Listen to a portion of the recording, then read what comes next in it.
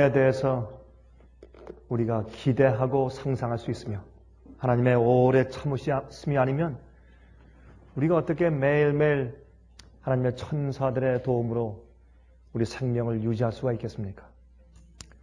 그래서 사실은 사도 바울이 나는 죄인 중에 괴수라 그렇게 말씀한 이유를 우리가 점점 더 많이 이해하게 됩니다.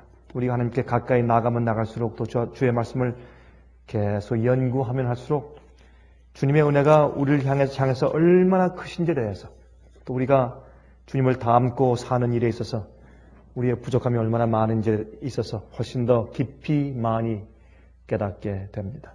오늘도 또 주님께서 우리를 하나님의 구원 안에 저를 붙드시고 또 한 주일 동안 하나님의 크신 능력으로 각 가정을 보호하심을 참으로 하나님께 감사합니다.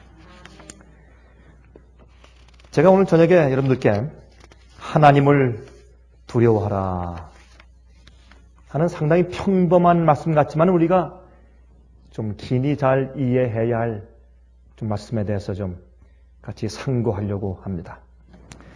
여러분 ORPM이란 그런 약자를 혹시 들어본 적이 있는지 모르겠습니다. 제가 과거에 전 한번 들어봤습니다만은 제가 요즘에 다시 한번 살펴보니까 ORPM이라고 하는 그런 약자는 Office of Religious Persecution Monitoring. 다시 말해서 종교적인 핍박을 마니터하는 종교적인 핍박이 있는가 잘 관찰하고 또 통제하는 그러한 기구 아니면 그런 기관, 오피스 그런 뜻이 되겠죠. 그런데 여기에 있는 이 제목에 이 이름의 이야기와 그 내용은 사실 우리가 듣는 것보다 전혀 반대인 것을 우리가 이제 느끼게 됩니다. 여러분, Office of Religious Persecution Monitoring 그러면 핍박당하는 사람들을 도와주는 그런 기구처럼 보이죠. 그러나 사실은 정반대인 것을 여러분께서 아시게 되실 것입니다. 지난 몇 년 전에 미국에 있는 The Intelligence Examiner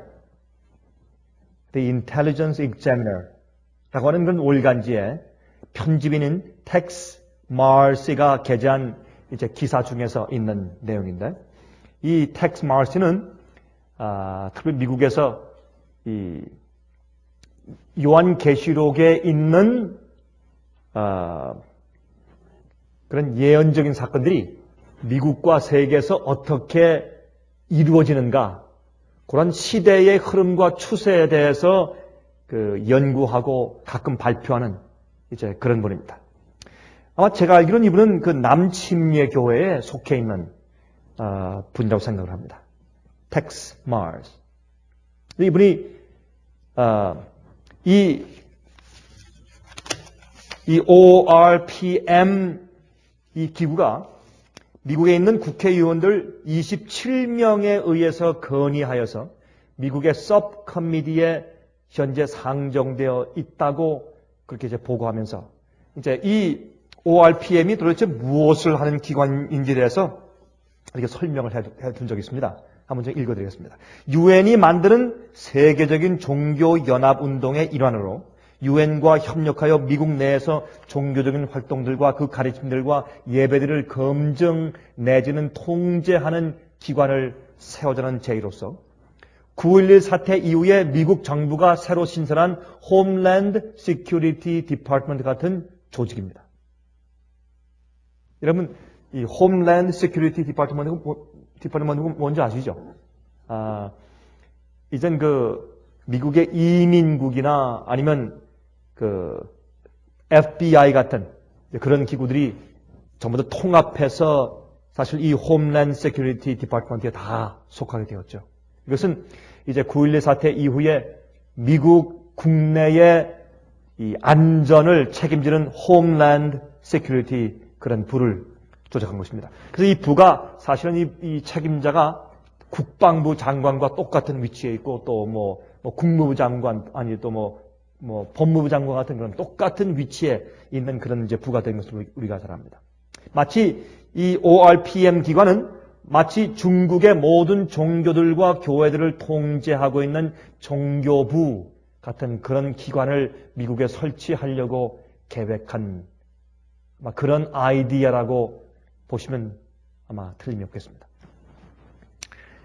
이제 이런 기관을 빨리 미국에서 설치해야 된다라고 이제 상정안을 이제 넣어두었다 그 말입니다. 그러면 이 ORPM이 하는 역할이 무엇인가? 다음과 같은 역할을 합니다. 첫 번째, 모든 종교들의 계급들과 활동들을 체크합니다. 두 번째, 미국의 모든 종교의 면허증을 발부하고 고용인들의 허용 여부를 주관합니다.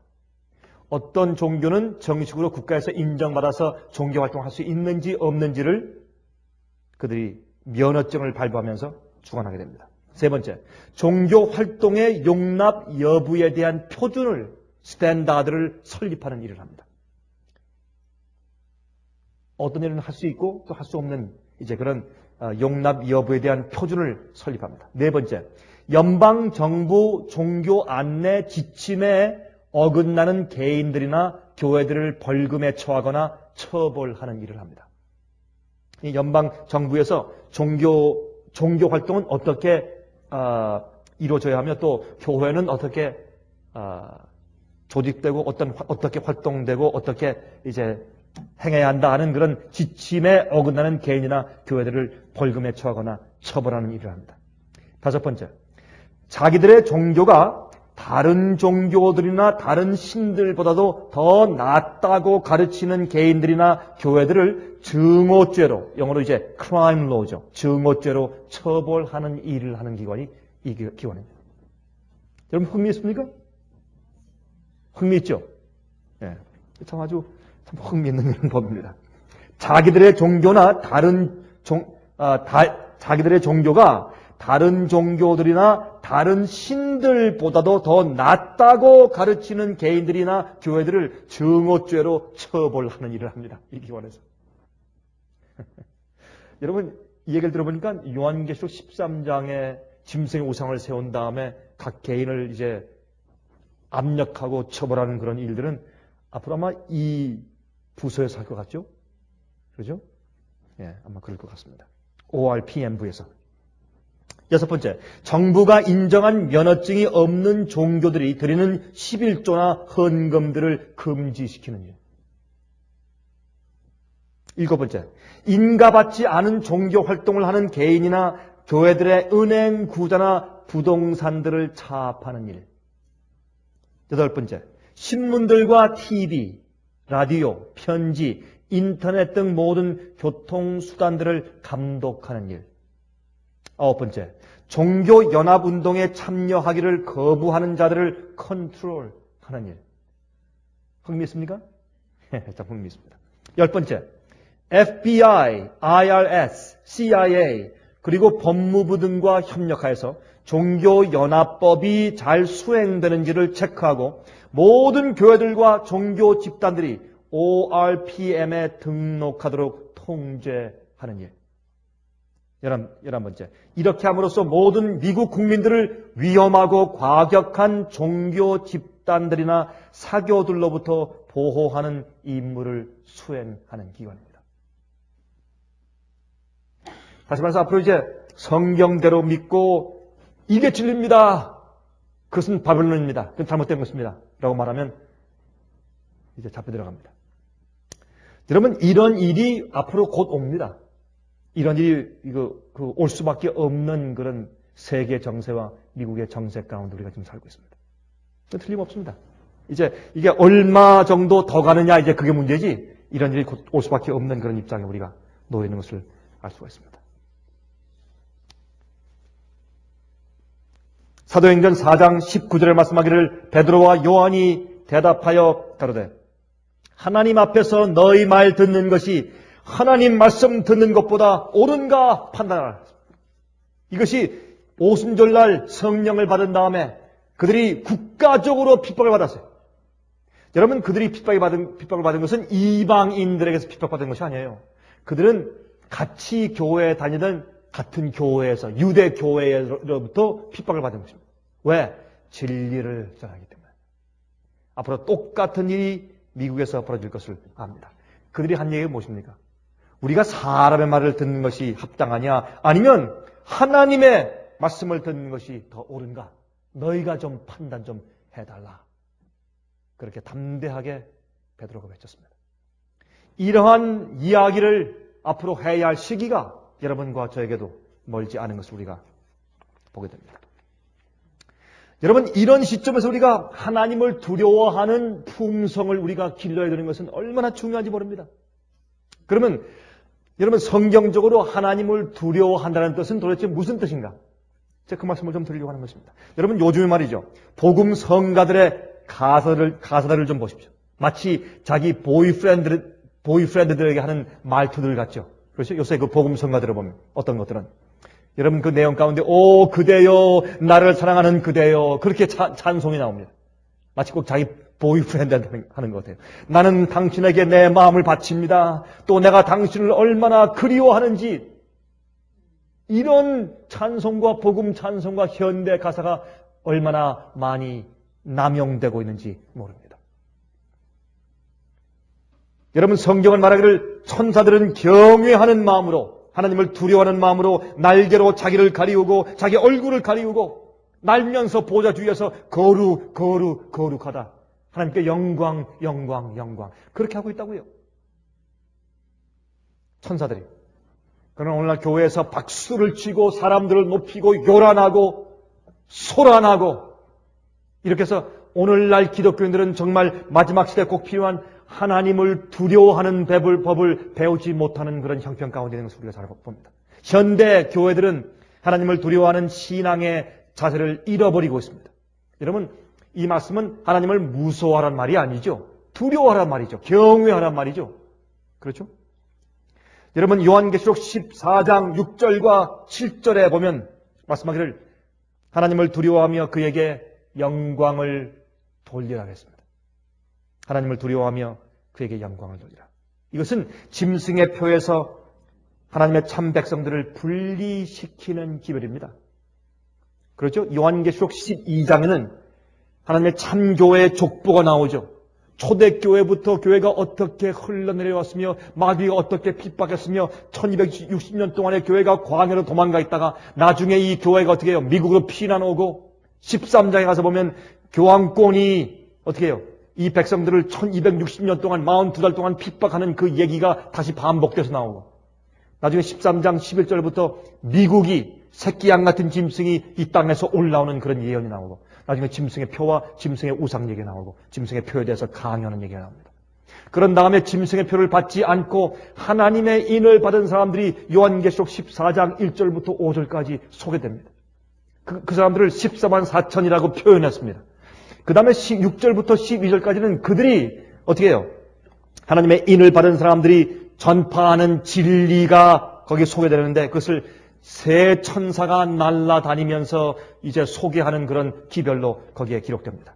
거기서 이제 이 짐승의 표를 받지 말라고 선포한 다음에 주님의 참 백성들을 그 짐승의 영향에서 분리시키는 기별에서 말하기를 하나님을 두려워하며 그에게 영광을 돌리라 했습니다. 그러면 마지막 시대 짐승의 표를 받지 않냐고 마지막 환난을 통과하고 주님과 똑바른 올바른 관계를 갖고 있는 주의 백성들의 특징이 무엇인가 하면 하나님을 두려워하는 사람들입니다. 주님을 두려워하고 경외하는 사람들입니다. 이것은 우리의 마음속 깊이 경험되는 그런 경험이어야 합니다. 여러분, 그러면 제일 먼저 하나님을 두려워한다는 뜻이 무엇입니까? 하나님을 경외한다는 뜻이 무슨 뜻입니까? 우리 그것을 잠깐 좀 살펴보십시다. 여러분, 제가 지금 성경 말씀을 여러 개 읽을 것이기 때문에 여러분께서 다 찾을 필요가 없으실지 모르겠습니다. 제가 읽어드리겠습니다. 시편 128장 1절에 말씀하기를 시편 128장 1절에 여호와를 경외하며 그 도에 행하는 자마다 복이 있도다. 참 흥미있는 말씀이에요. 여러분, 요한계시록 14장 6절부터 12절까지 말씀 보면 하나님을 두려워하며 그에게 영광을 돌리라 한 다음에 맨 마지막에 성도의 인내가 여긴나니 저들은 하나님의 계명과 예수 믿음을 지키는 자니라 했어요. 다시 말해서 하나님을 두려워하는 사람들은 계명을 지키는 성도다. 그렇게 말씀이 끝나요. 그렇게 아주 똑바로 연결되어 있습니다. 그러므로 여호와를, 여기 시편 128장 1절에 말씀하기를 여호와를 경외하며 그 도에 행하는 자마다 복이 있다 했습니다. 그러므로 하나님의 율법을 순종하고 지키는 것과 하나님을 두려워하는 것과 그것은 같은 뜻인 것을 성경은 분명히 말씀하고 있습니다. 잠언 8장 13절, 잠언 8장 13절에 말씀하기를 여호와를 경외하는 것은 악을 미워하는 것이라 그랬어요. 여러분, 여호와를 경외하고 두려워하는 것은 무엇을 미워하는 것이라고요? 악을, 죄를 미워하는 것이라. 여러분, 죄를 미워하고 죄를 승리하고 죄를 이긴다, 죄를 버린다. 그건 뭐 하는 거예요? 하나님의 법을 지키는 것이에요. 여호와를 경외하는 것은 악을 미워하는 것이라. 나는 교만과 거만과 악한 행실과 패역한 입을 미워하느니라 그랬습니다. 그러므로 하나님을 경외하고 두려워하는 것은 죄를 미워하는 것이라 그랬습니다.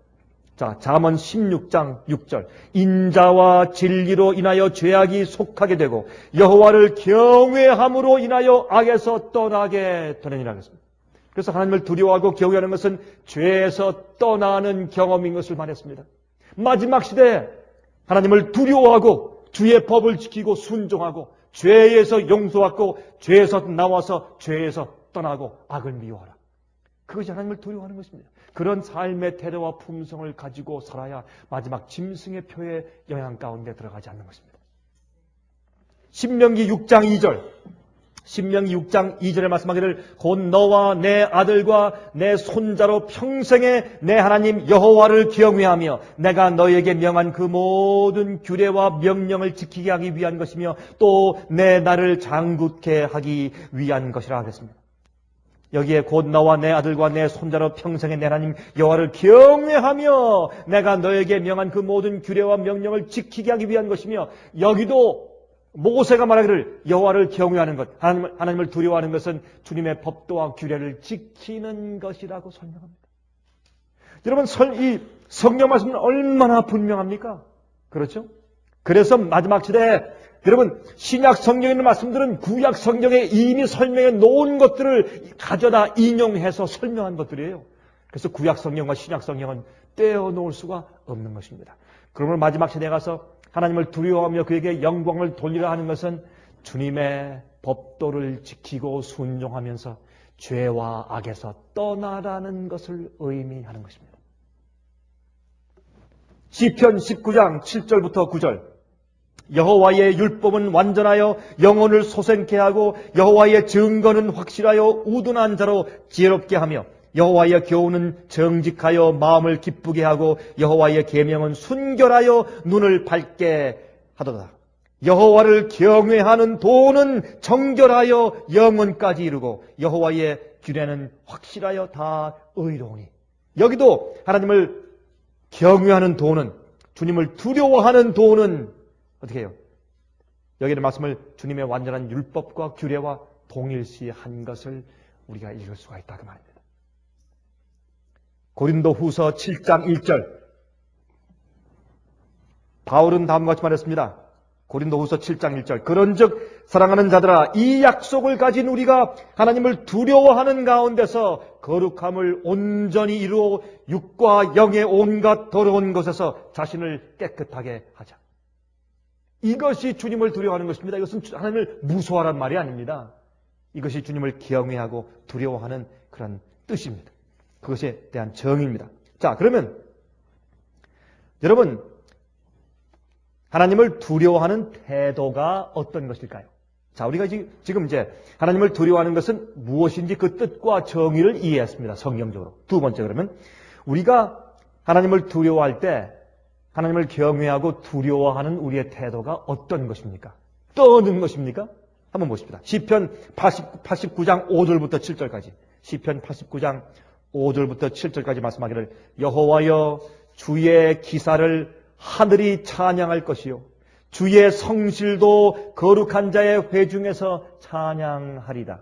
대저 궁창에서 능히 여호와와 비교할 자 누구며 권능이 있는 자 중에 여호와와 같은 자 누구리이까? 하나님은 거룩한 자의 회중에서 심히 어미하시오며 둘러있는 모든 자 위에 더욱 두려워할 자신이다. 이게 무슨 뜻이에요? 하나님의 크심, 놀라우신 주님의 권능, 주님의 높으신, 주님의 창조의 능력, 주님의 성품, 이런 것을 보면서 누가 감히 우리 하나님 여호와와 비길 수 있겠는가? 그 어미하시고 크시고 능력이 많으시고 강하신, 또 품성이 아름다우신, 우주만큼 크신 그분 앞에 우리가 참 존전한 마음을 가지고 존경하게 된다, 그 말입니다. 무서워서 떠는 것이 아니에요. 두려워서 떠는 것이 아닙니다. 독재자 앞에서 떠는 것이 아니에요. 우리가 그분의 능력과 그분의 성품을 이해한 다음에 존전한 마음으로 존경하는 것입니다. 경배하는 것입니다. 경외하는 것입니다. 예레미야 33장 8절 9절입니다. 예레미야 33장 8절 9절. 내가 그들을 내게 범한 그 모든 죄악에서 정하게 하며 그들의 내게 범하여 행한 모든 죄악을 사할 것이라. 이 성읍이 세계 열방 앞에서 내게 기쁜 이름이 될 것이며 찬송과 영광이 될 것이요. 그들은 나의 이 백성에게 베푼 모든 복을 들을 것이요. 나의 이 성읍에 베푼 모든 복과 모든 평강을 인하여 두려워하며 떨리라.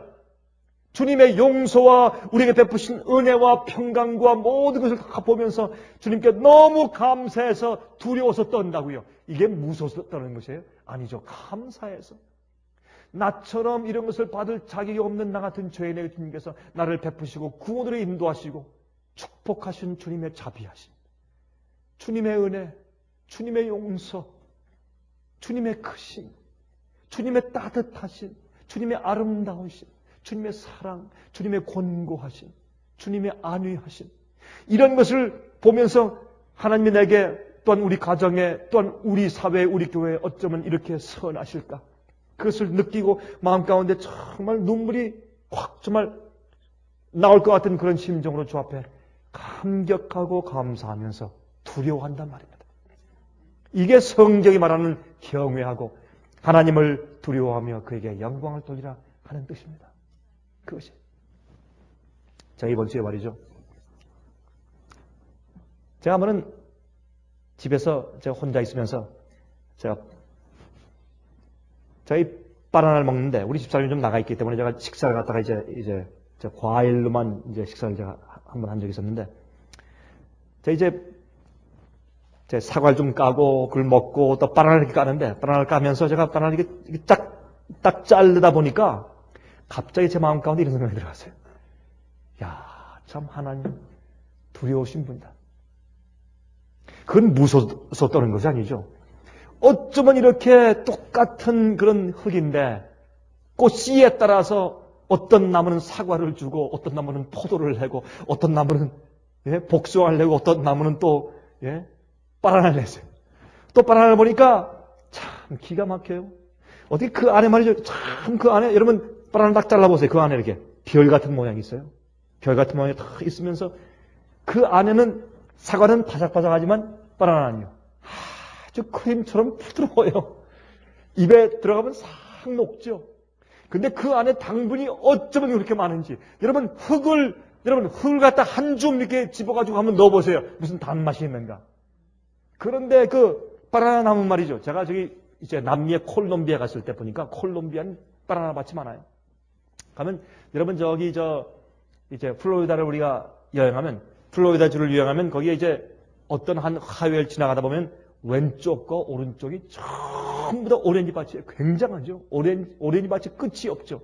그런 식으로 여러분 콜롬비아의 어떤 지역을 가면 남쪽에 여러분 거기 알민이라는 도시였습니다. 알미니아 도시 그 근교에 가면 바나나가 얼마나 많은지 하여튼 이제 길에 이제 가는데 오른쪽과 왼쪽에 바나나 밭만 보입니다. 얼마나 많은지.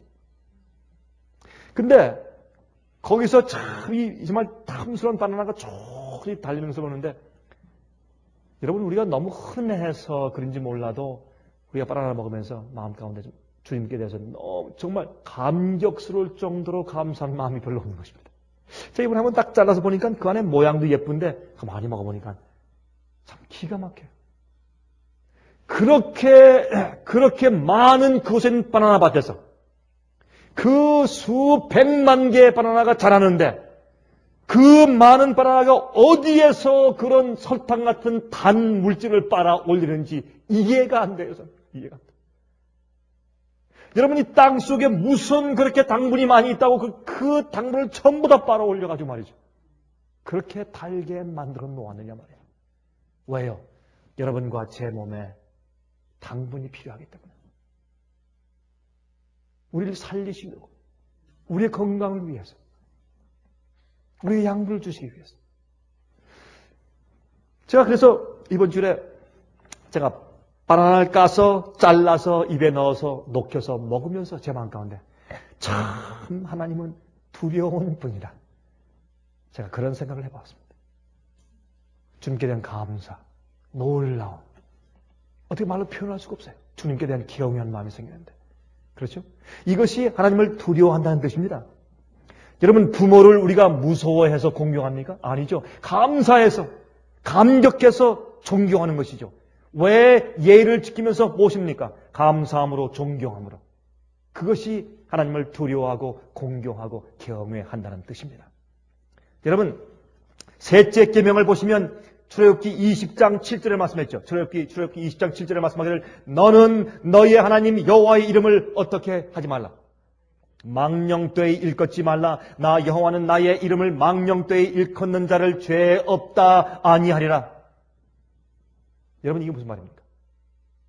그 마음 가운데 이렇게 좋으신 하나님, 이렇게 크신 하나님, 이렇게 선하신 하나님, 이렇게 아름다우신 하나님, 그렇게 높으신 하나님, 그렇게 오래 참으신 하나님, 이런 하나님에 대해서 두려워하고 존중하는, 경외하는 마음이 없이, 그런 성품이 없이 함부로 부르는 자는 그 함부로 부르는 말 자체의 문제보다 그렇게 함부로 말을 할 수 있는 그 하나님을 무시하는 그 마음의 태도가 문제입니다.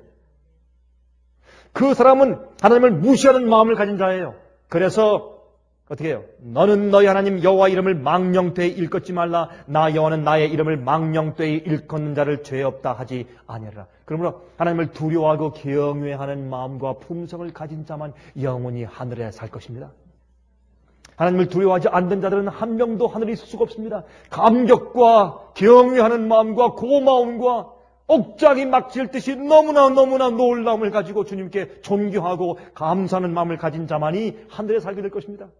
그렇게 고마운 마음을 가지고 있어야 하늘에 들어가서 영원히 주님께 찬송하며 살지 않겠습니까? 오늘날 얼마나 많은 사람들이 하나님을 무시하는 마음을 가지고 사는지 모릅니다. 주님은 하나님을 무시해요. 함부로 여겨요. 말도 함부로 하고. 여러분, 하나님의 단어를 섞어서 욕하는 것, 그게 문제가 아니에요. 그 마음이 문제예요, 마음이. 오늘날 그리스도인들도 정말 하나님을 두려워하며 그에게 영광을 돌리는 삶을, 그게 무슨 뜻인지 알지 못하고 살고 있는 것입니다. 말라기 4장 1절과 2절, 말라기 4장 1절과 2절 말씀하기를 만군의 여호와가 이르노라. 보라, 극렬한 풀무불 같은 날이 이르리니 교만한 자와 악을 행하는 자는 다 초계 같을 것이라. 그 이르는 날이 그들을 살라 그 뿌리와 가지를 남기지 아니할 것이로되 내 이름을 경외하는 너희에게는, 어떤 자들에게는요? 하나님의 이름을, 내 이름을 경외하는 너희에게는 의로운 해가 떠올라서 치료하는 광선을 바라리니 너희가 나가서 외양간에서 나온 송아지같이 뛸 것이라 그랬습니다. 여러분, 주님께서 어떤 자들을 치료하신다고요? 우리가요, 앞으로 주께서 오신 다음에 우리의 작아진 키를 주님께서 다시 크게 하셔야 되고, 또한 우리가 지금까지 주님의 원래 아담과 해와의 형상에서 떨어진 것을 다시 완전히 치료하고 회복하셔야 될 텐데, 그러한 치료하시고 회복하시는 광선을 바라게 하는 사람들은 누구냐 하면 주님의 이름을 경외하는 백성들이라고 성경은 말합니다. 이것이 구약 성경의 맨 마지막 책인 말라기서의 또 제일 마지막 장인 4장에 있는 얘기예요. 내 이름을 경외하는 너에게는 의로운 해가 떠올라서 치료하는 광선을 바랄 것이다. 그래야 우리가 나가서 기뻐서 뛰는 것입니다. 기뻐서 뛰는 것이에요. 계시록 11장 18절. 이방들이 분노함에 주의 진노가 임하여 죽은 자를 심판하시며 종 선지자들과 성도들과 또 물온대소하고 주의 이름을 경외하는 자들에게 상 주시며 또 땅을 망하게 하는 자들을 멸망시키실 때로소이다 하더라 하겠습니다. 어떤 자들에게 상 주신다고요? 주의 이름을 경외하는 자들에게 상 주신다고요. 두려워하는 자, 하나님을 두려워하며 그에게 영광을 돌리는 자들에게 상 주신다고 말씀했습니다. 디모데후서 2장 19절. 그러나 하나님의 견고한 터는 섰으니 인침이 있어 일러수되 주께서 자기 백성을 아신다 하며 또 주의 이름을 부르는 자마다 어떻게 불러요? 두려워하고 경외한 마음으로 부르는 자마다 불의에서 떠날지어다 하였느니라. 주님의 이름을 두려워함으로 부르고 경외하는 자의 이마에 인칠 것입니다. 왜? 주님을 두려워하고 영광을 돌리는 사람들은 주의 계명을 순종하는 사람들이고 또한 죄와 악에서 떠나는 사람들이기 때문에 그렇습니다. 얼마나 성경은 분명합니까? 성경은 오늘 분명하지 몰라요. 여러분 또 이제 그러면 성경의 말이죠. 하나님을 두려워하는 성품 없이 예배를 드리다가 심판받은 사람들에 대해서 좀 보십시다. 여러분 그런 사람들이 성경에 있습니까? 하나님을 두려워하는 성품이 없이 함부로 예배 드리다가 심판받은 사람들 보십시다. 나답과 아비후. 그렇죠? 여러분, 그들은 다른 성전에서 다른 불을 드렸습니다. 이 사람들은 제사장들이었습니다. 나답과 아비후, 다른 불. 여러분, 그들은 어떤 불을 드렸어야 합니까? 그들은 반드시 번제단에 있는 불을 가져다가 향단에 써야 됐습니다. 그런데 이들이 어떻게 하나님께서 명령하신 명령에 대해서 두려워하는 마음이 없었어요. 어떻게 했어요? 부엌에 가서 아무 불이나 갖다가 살라왔습니다. 그때 지성소에서 불이 나와서 그들을 태워 죽였습니다. 왜요? 주님께서 표본을 보여주시기 위해서. 그들을 주님께서 모본을 보여주시기 위해서. 그래서 그들을 태웠습니다. 그게 다른 불입니다. 강도상 위에서 주님의 성경의 진리의 말씀 말고 함부로 불을 갖다가 태우는, 함부로 불을 갖다가 불질러주는 그런 일들은 나답과 아비후의 일들이죠. 그렇죠? 또 성경에 말하기를 엘리의 두 아들들 흠니와 비누아스의 타락. 그들이 이제 법궤를 빼앗겼죠. 나중에 블레셋 군대에 의해서 죽임을 당합니다. 우사는 어떻게 이제 블레셋에서 이제 법궤를 찾아서 이제 가지고 돌아오는데 이제 소가 끄는 마차를 이제 가지고 갔지 않습니까? 소가 끄는 마차 그 뒤에다가 법궤를 실었습니다. 가는데 돌에 그만 그 마차 바퀴가 덜컥해서 꼭 그 법궤가 떨어지는 것처럼 느꼈습니다. 그때 옆에 있던 우사가 그것을 붙잡았습니다. 그때 우사가 죽었습니다. 왜요? 법궤는 지성소에 있는 물건입니다. 그 법궤 위의 뚜껑은 시운자입니다. 하나님의 임재가 쉐키나 영광이 머무는 곳입니다. 그러므로 하나님께서 주신 그 계명을 하나님께서 그거 하나 간수 못하시겠습니까? 주님께서 법궤를 만지지 말라, 건드리지 말라 그랬습니다. 건드리면 만지는 자는 죽을 것이라 그랬습니다. 주님의 명령을 어떻게 해요? 두려워하지 않았습니다. 그것은 주님의 명령을 함부로 여기는 사람들입니다. 주님께서 아무리 능력이 없어서 그 자기가 만들어주신 법궤 하나 간수를 못하시겠습니까? 주님의 임재와 주님의 명령에 대해서 무시한 자가 그것을 만들다가 죽었습니다. 또 아나니아와 삽비라 성령의 음성을 거절하고 성령 앞에서 거짓말한 자 죽었습니다. 여러분 흥미있어요. 욥기 21장 12절부터 15절 보시면 다음과 같은 말씀이 있어요. 욥기 21장 12절부터 15절까지 보시면 여러분 이 욥기는 말이죠. 노아 시대에 그 죽은 사람들, 홍수에 죽은 사람들, 하나님을 두려워하지 않았던 사람들, 다 멸망한 사람들. 여러분 노아 방주에 들어가지 않은 사람들, 주께서 홍수가 온다고 말씀하시고 다 노아의 방주에 들어가라 했습니다. 방주를 짓고 들어가라. 그러나 주의 명령과 주님의 법을 무시하고 들어가지 않는 사람들, 주님의 명령을 두려워하지 않은 사람들은 다 물에 빠져 죽었어요. 그 사람들에 대해서, 이 노아 시대 사람들에 대해서 욥기는 21장 12절부터 15절에 다음과 같이 기록했어요. 여러분, 성경에서 제일 먼저 기록된 성경은 욥기입니다. 창세기보다 먼저 기록된 성경이 욥기예요. 그래서 노아 시대 사람들에 대해서 다음과 같이 말했어요. 그들이 소고와 수금으로 노래하고 피립으로 즐기며 그날을 형통하게 지내다가 경각간의 음부에 내려가느니라. 그러할지라도 그들은 하나님께 말하기를 우리를 떠나소서 우리가 주의 도리 알기를 즐겨하지 아니하나이다. 전능자가 누구기에 우리가 섬기며 우리가 그에게 기도한들 무슨 유익을 얻으랴 하는구나. 아무리 주 앞에 기도하고 주님을 기다려봤자 오래 기다렸는데 뭐가 옵니까? 괜히 손해지. 내가 방주 짓는 일에 내가 50년 동안 도왔는데 결과가 무엇입니까? 내가 망했습니다. 남들은 더 좋은 집을 짓는데 난 내 돈을 다 탕진했습니다. 그런 주님의 명령을 두려워하지 않은 자들은 홍수에 다 죽었습니다. 그럼 그 얘기를 욥기 21장에 기록합니다. 이게 보세요. 욥기 22장 보세요. 욥기 22장 15절부터 17절. 내가 악인의 밟던 옛적 길을 지키려느냐? 그들은 때가 이르기 전에 끊어버리었고 그 터는 하수로 인하여 함몰되었느니라. 그들이 하나님께 말하기를 우리를 떠나소서 하며 또 말하기를 전능자가 우리를 위하여 무엇을 하실 수 있으랴 하였으나. 이렇게 하나님 우리 필요 없습니다. 떠나십시오. 우리가 주의 말씀을 따라 산 다음에 주의 말씀을 따라 산 결과가 무엇입니까? 무슨 유익을 얻었습니까? 그렇게 말했습니다. 여러분, 이 마지막 시대도 마찬가지입니다.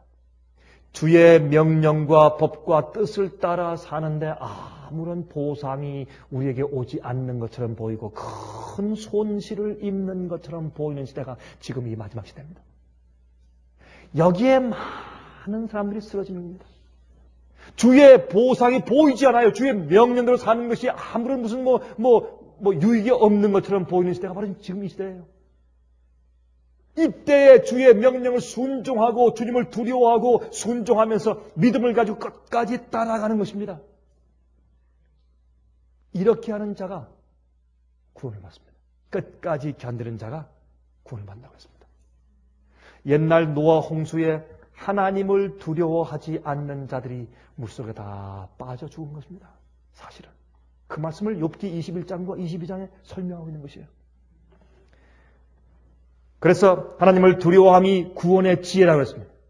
구원의 지혜는 하나님을 두려워하는 것이라고 했습니다. 또한 그래서 하나님을 경외하는 자들만이 모여서 살게 될 때 해함이 없는, 서로 해를 주는 해함이 없는 행복한 곳이 되는 것입니다. 하나님을 두려워하는 사람들이 모인 것이 하늘이고 하늘과 새 땅이에요. 그런 자들이 모였을 때 거기는 해함이 없습니다. 거기는 영원한 행복만 있습니다. 주님을 두려워하는 사람들만 모였으니까. 이사야 11장 1절부터 9절 있습니다. 이사야 11장 1절부터 9절. 이새의 줄기에서 한 싹이 나며, 이건 예수님을 상징하는 것이죠. 그 뿌리에서 한 가지가 나서 결실할 것이요, 여호와의 신, 곧 지혜와 총명의 신이요, 모략과 재능의 신이요, 지식과 여호와를 경외하는 신이 그 위에 강림하리니. 예수님께 비둘기 성령이 예수님께 임해서 성령이 충만히 예수님 마음 가운데 거하셨는데, 예수께서 예수님께 임한 그 성령의 특징 가운데 하나가 뭐냐면 여호와를 경외하는 신이에요.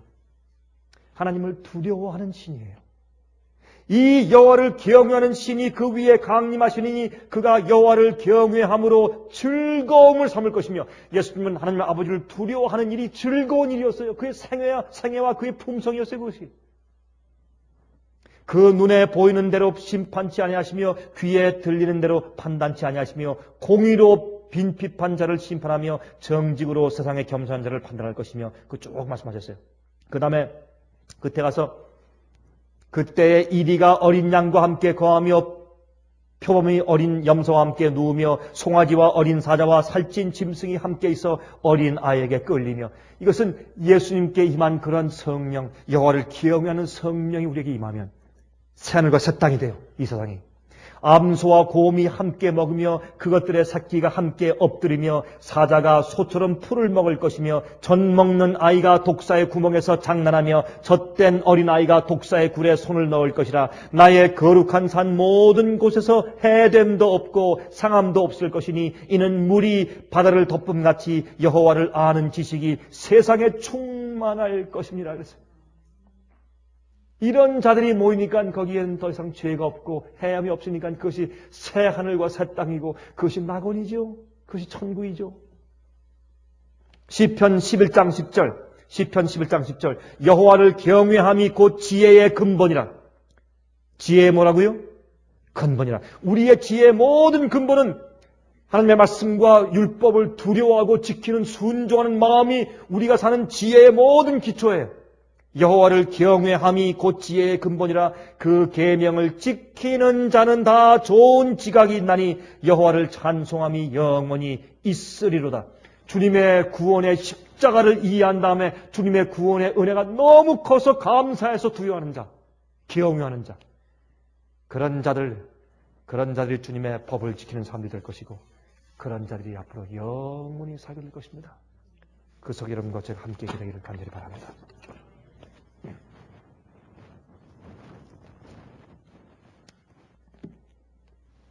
은혜가 충만하옵신 하늘에 계신 우리 아버지 하나님 아버지의 크심과 높으심과 전지전능하심과 우리를 사랑하시고 구원하시는 놀라우신 사랑을 생각할 때 우리 마음 가운데 존경심과 두려워하는 마음과 찬송하는 마음이 가득 차게 되는 것을 느끼지 않을 수가 없습니다. 자비하신 하늘에 계신 우리 아버지 하나님, 우리의 태도와 품성 가운데서 혹시 마음은 그렇지 않지만 주의 이름을 함부로 불렀거나 또한 아버지를 함부로 여겼던 그런 잘못들을 사하여 주시고 천사들도 아버지의 보좌 주위에서는 참으로 얼굴을 가리우고 날개로 팔을 가리우며 영광 영광 거룩하다 거룩하다고 부르짖는다고 말씀했는데 감히 우리 같은 죄인들이 어떻게 주 앞에 설 수 있겠습니까? 주님의 놀라운 은혜와 크심을 두려워하는 심정과 품성을 저에게 넣어주시길 기도합니다. 그리고 주의 법을 순종하는 경외하는 그런 마음을 갖도록 해주시고 마지막에 하나님을 경외하는 백성들을 치료하시고 영원히 새하늘과 새 땅에 그들을 데려가실 때 저희도 그 무리 가운데 있도록 축복하여 주시옵소서. 살아계신 예수 그리스도의 귀하신 이름을 의지하여서 간절하게 기도합니다. 아멘.